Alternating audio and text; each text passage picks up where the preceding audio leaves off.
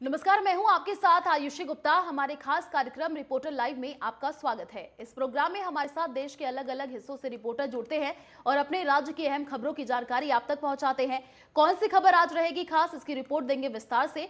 चलिए यूपी का रुख कर लेते हैं। अतुल यादव हमारे साथ लाइव जुड़े हुए हैं। अतुल, देखिए, आज राष्ट्रपति रामनाथ कोविंद पहुंचे हैं यूपी में और अभी थोड़ी देर में मथुरा के लिए रवाना होंगे। इसको लेकर के क्या जानकारी मिल पा रही है और आज यूपी से क्या तमाम बड़ी खबरें रहने वाली हैं?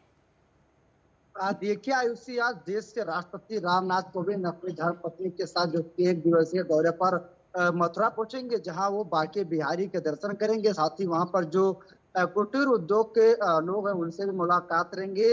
राष्ट्रपति का स्वागत करने के लिए खुद मथुरा प्रदेश के जो कि राज्यपाल आनंदीबेन पटेल और मुख्यमंत्री योगी आदित्यनाथ मथुरा पहुंच चुके हैं। वहां पर राज्यपाल का स्वागत करेंगे। उसके बाद राज्यपाल के साथ जो कि बांके बिहारी मंदिर जाएंगे, वहां दर्शन करेंगे। वहां पर जो विभिन्न स्टॉलें हैं उनका लोकार्पण करेंगे। साथ जो कुटीर उद्योग के लोग हैं उनसे भी मुलाकात करेंगे। मुलाकात करने के बाद सीएम योगी आदित्यनाथ और राज्यपाल आनंदीबेन पटेल राष्ट्रपति रामनाथ कोविंद को वहां से रवाना करने के बाद सीधे लखनऊ के लिए रवाना होंगे।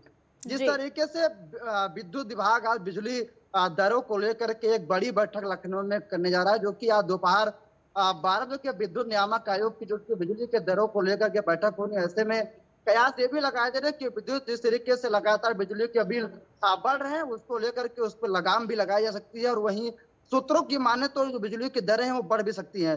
फिलहाल ये तो बैठक होने के बाद ही पता चलेगा। वहीं अगर हम बात करें दूसरी खबर की, तो जिस तरीके से आज विपक्ष के जो यूपीए के राष्ट्रपति पद के उम्मीदवार हैं यशवंत सिन्हा, वो दिल्ली में नामांकन करेगा। ऐसे में प्रदेश के पूर्व मंत्री अखिलेश यादव और जो कि जयंत चौधरी, दोनों लोग दिल्ली के रवाना हो चुके हैं। वहां पर राष्ट्रपति पद के जो उम्मीदवार है सिन्हा के नामांकन कार्यक्रम में शामिल होंगे। पास वहां से वो लखनऊ के लिए रवाना होंगे।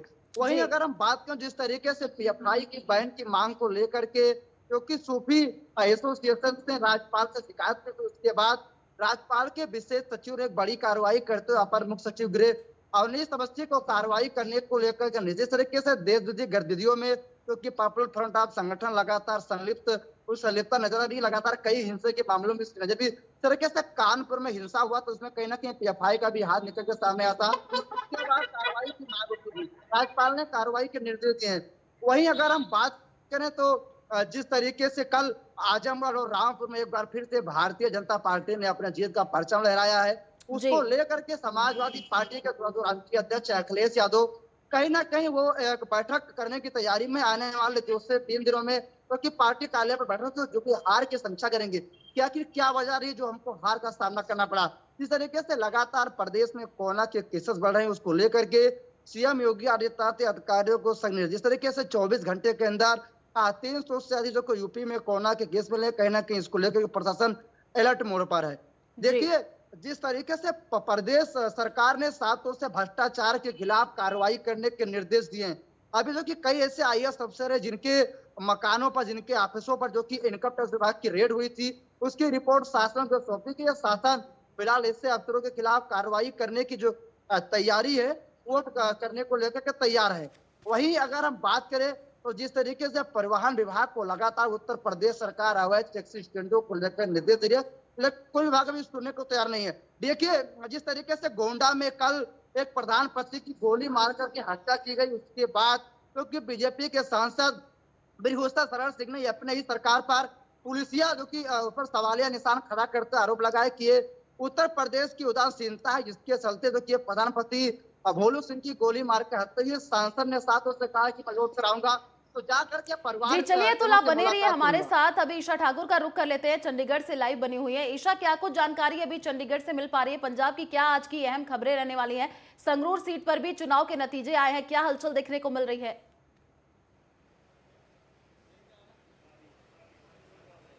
बिल्कुल, देखिए जिस तरीके से संगरूर लोकसभा उपचुनाव के नतीजे आए हैं और आम आदमी पार्टी को हार का सामना करना पड़ रहा है और अगले ही दिन आज बजट पेश होना है। विधानसभा परिसर के बिल्कुल बाहर हम इस वक्त मौजूद हैं और थोड़ी ही देर में पंजाब के मुख्यमंत्री यहां पर पहुंचेंगे और वित्त मंत्री हरपाल सिंह चीमा जो अपना पहला बजट पेश करेंगे। लेकिन जिस तरीके से 100 दिन की कारगुजारी की अगर बात करें आम आदमी पार्टी की, सत्ता में आने से पहले ये वादा किया गया था कि फ्री बिजली सभी को मुहैया करवाएंगे। इसके अलावा 18 साल से जो बड़ी महिलाएं हैं उम्र की, उन्हें 1000 रुपये प्रति माह भत्ता दिया जाएगा, लेकिन ये वादे पूरे नहीं हुए। इस बजट में नजर टिकी रहेगी कि क्या इस पर ध्यान दिया जाएगा, क्या बजट में ऐसा कुछ लेकर आया जाएगा प्रावधान जो वादे किए गए थे। शिक्षा और स्वास्थ्य के मॉडल पे चुनाव लड़ा गया था, लेकिन अभी तक उस पर कुछ नहीं किया गया है। और देखिए, लॉ एंड ऑर्डर की स्थिति जिस तरीके से पंजाब में बनी हुई थी, क्योंकि पंजाब बॉर्डर और सेंसिटिव स्टेट है, यही वजह है कि हार का सामना करना पड़ा। और सिमरनजीत सिंह मान, शिरोमणि अकाली दल अमृतसर के जो प्रधान हैं, उम्मीदवार भी थे, उनके हाथों आम आदमी पार्टी के गुरमीत सिंह को हार का सामना करना पड़ा। और कानून व्यवस्था एक बहुत बड़ा मुद्दा रहा है, क्योंकि जिस तरीके से 100 दिन की कारगुजारी की अगर बात करें, कई आतंकवादी घटनाएं पनपी हैं इन 100 दिनों के भीतर, और जो मुख्य आरोपी हैं वो अभी भी गिरफ्त से बाहर हैं। यही वजह है कि जो पंजाब की जनता है, उन्होंने आक्रोश दिखाया और वोट के जरिए अपना आक्रोश दिखाया, और संगरूर लोकसभा उपचुनाव में हार का सामना करना पड़ा आम आदमी पार्टी को, जो कि सत्ता में काबिज है। और पूरे देश भर में जब 2019 में लोकसभा चुनाव हुए थे, एकमात्र सीट जीतकर आम आदमी पार्टी के खाते में आई थी, वो थी संगरूर लोकसभा की सीट। लेकिन इसी के साथ जो हार हुई है, अब पंजाब से एक भी लोकसभा सीट आम आदमी पार्टी के खाते में नहीं है। और अब देखिए, विधानसभा परिसर के बाहर की ये तस्वीरें हैं, और किसी भी वक्त पंजाब के मुख्यमंत्री यहाँ पर पहुँच सकते हैं। 100 दिन की जो कारगुजारी थी, उसका कहीं ना कहीं लेखा जोखा एक तरीके से पंजाब की जनता ने संगरूर लोकसभा उपचुनाव में नतीजों के जरिए दे दिया है। अब यहाँ पर नजरें टिकी हैं, जो बजट पेश होगा वो किस तरीके का होगा। सत्ता में आने से पहले कई तमाम वादे किए गए थे आम आदमी पार्टी की तरफ से, लेकिन अभी तक वो वादे पूरे नहीं किए गए हैं। हालांकि ये जरूर कहा गया है कि 1 जुलाई से फ्री बिजली जरूर दी जाएगी, लेकिन किन्हें दी जाएगी, किस वर्ग को दी जाएगी, ये अभी स्पष्ट नहीं है। 1000 रुपये देने का वादा किया गया था महिलाओं को, वो भी वादा पूरा नहीं है। मोहल्ला क्लिनिक खोलने की यहाँ पर बात की गई थी। हालांकि अब कहा जा रहा है कि 15 अगस्त से इसकी शुरुआत होगी, लेकिन जिस तरीके के वादे यहाँ पर किए गए थे, उन वादों पे खरा नहीं उतरी है अभी तक आम आदमी पार्टी। और यहाँ पर नजरें टिकी हैं वित्त मंत्री हरपाल सिंह चीमा पर, जो कुछ ही देर में विधानसभा पहुंचेंगे, और देखना यह होगा जो पहला बजट होगा आम आदमी पार्टी का, वो कैसा रहने वाला है। जी चलिए, आप बने रहिए ईशा, आपके पास लौटेंगे। बिहार का रुख कर लेते हैं, वहां से संवाददाता विवेक रंजन हमारे साथ लाइव बने हुए हैं। विवेक, क्या जानकारी अभी मिल पा रही है बिहार से? आज की क्या तमाम बड़ी खबरें रहने वाली हैं?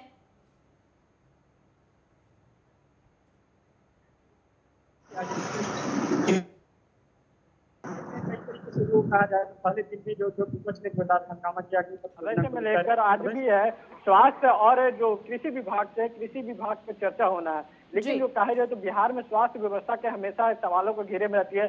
स्वास्थ्य व्यवस्था पे चर्चा होना है, साथ ही साथ कृषि व्यवस्था भी चर्चा होना है, जिसको लेकर देखी कि कई नदियां के कटाव की गई, उसको लेकर भी चर्चा होगी। साथ ही साथ जो बता दें कि जो विधानसभा के जो अभी परिसर है, वहाँ पे विपक्ष लोग हंगामा कर रहे हैं। उन लोगों का जिस तरीके से मांग है कि अग्निपथ योजना जो लाई गई है, ये अग्निपथ योजना को वापस कर लिया जाए।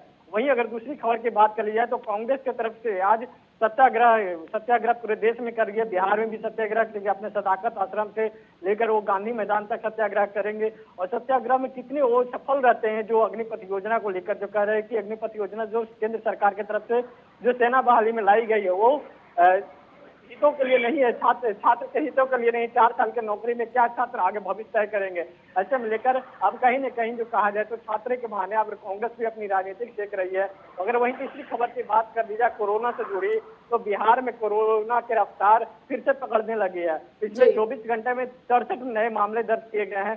टोटल जो एक्टिव केस हैं, टोटल एक्टिव केस 157 हो गई है।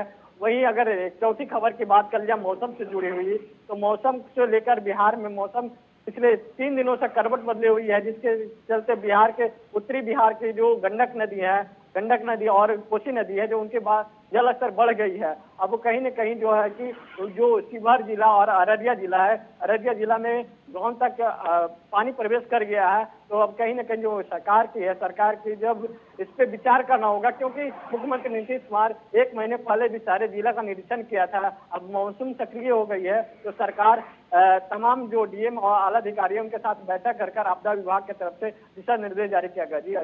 जी चलिए विवेक, बने रहिए आप हमारे साथ। रुकते एक छोटे से ब्रेक के लिए, जल्द लौटेंगे। आप देखते रहिए नेटवर्क 10।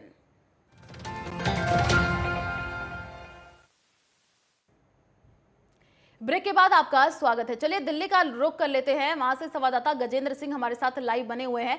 गजेंद्र, देखिए आज राष्ट्रपति पद के लिए यशवंत सिन्हा आज नामांकन भरने के लिए पहुंचेंगे, साथ ही आज कांग्रेस पूरे देश भर में सत्याग्रह करने जा रही है। इसको इन दोनों खबरों को लेकर के आपके पास क्या अपडेट है? जी बिल्कुल, अगर बात करें तो पूर्व कैबिनेट मंत्री यशवंत सिन्हा सोमवार को यानी कि आज राष्ट्रपति चुनाव के लिए अपना नामांकन पत्र दाखिल करेंगे। दोपहर तकरीबन 12 बजे राज्यसभा महासचिव के कार्यालय में सिन्हा के साथ सभी वरिष्ठ नेताओं के साथ पक्षी खेलने के लिए यह एक ताकत का प्रदर्शन भी होगा।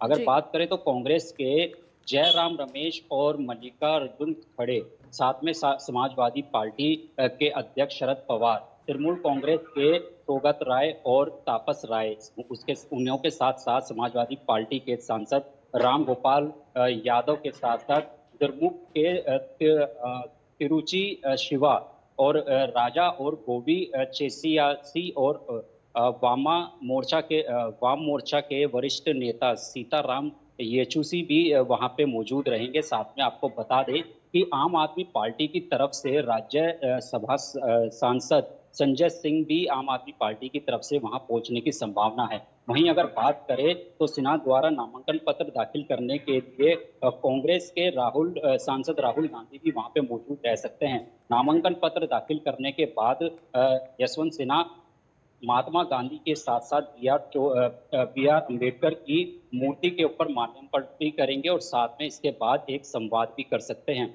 वहीं पार्टी के जितने भी वहां पे नेता पहुंचेंगे उनके साथ वो बातचीत भी कर सकते हैं। अगर बात कर ले तो दिल्ली में, देश की राजधानी में अब कांग्रेस ने जिस तरीके से देखा गया था कि जब राहुल गांधी को ईडी ने बुलाया था तो उसके बाद अब प्रदेश में भी अग्निपथ योजना और ईडी की दबावपूर्ण कार्रवाई के विरोध में अब सत्याग्रह करेगी।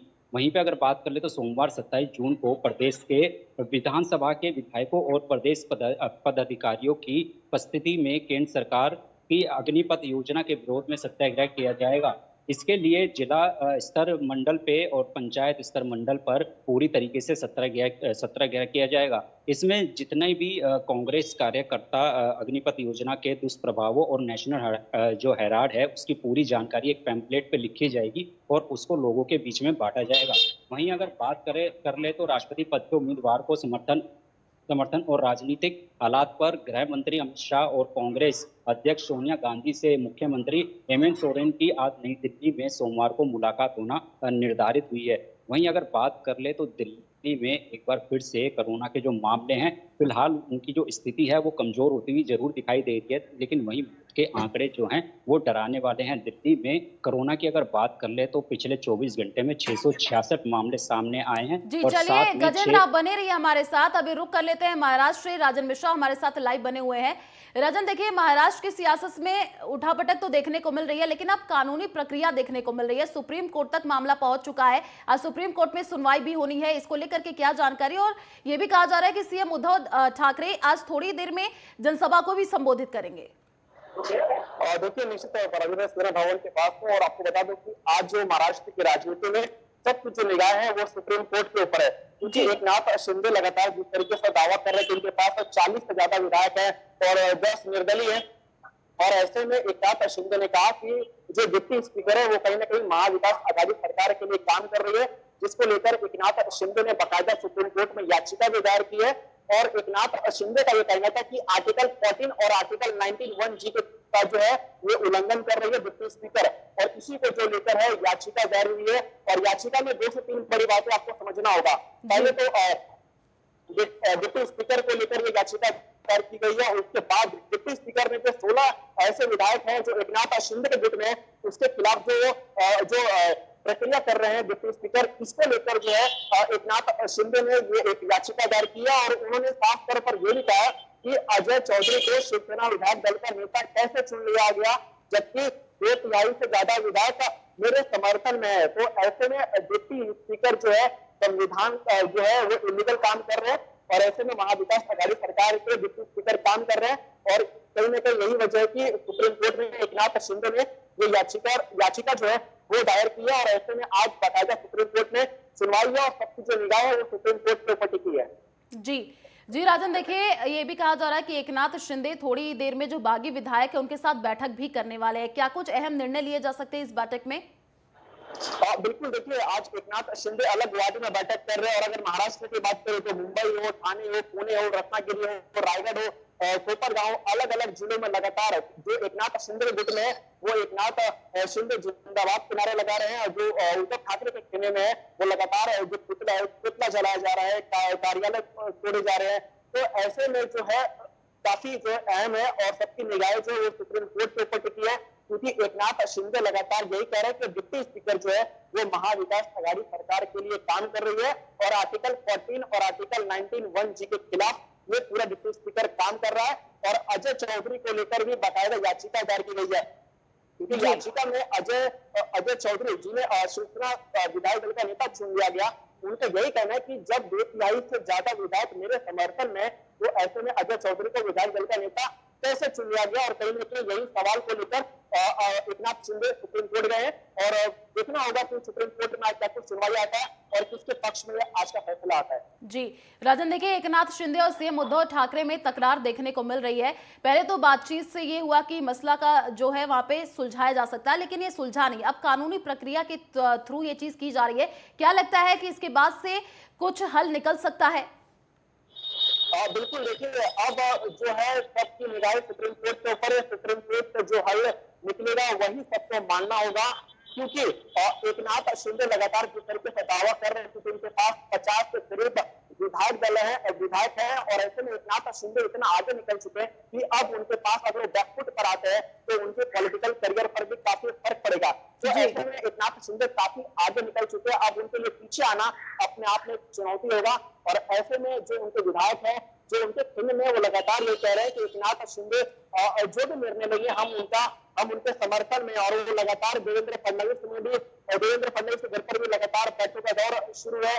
तो ऐसे में देखना होता है कि सुप्रीम कोर्ट आज क्या कुछ अपने सुनवाई में जजमेंट देता, क्या होता, कुछ फैसला लेता है। तो काफी अहम है आज का सुप्रीम कोर्ट की जो सुनवाई होनी है। जी चलिए राजन, बने रहिए आप हमारे साथ। अभी झारखंड का रुख कर लेते हैं। सूरज हमारे साथ लाइव बने हुए हैं। सूरज, आज की क्या तमाम बड़ी खबरें रहने वाली हैं झारखंड से?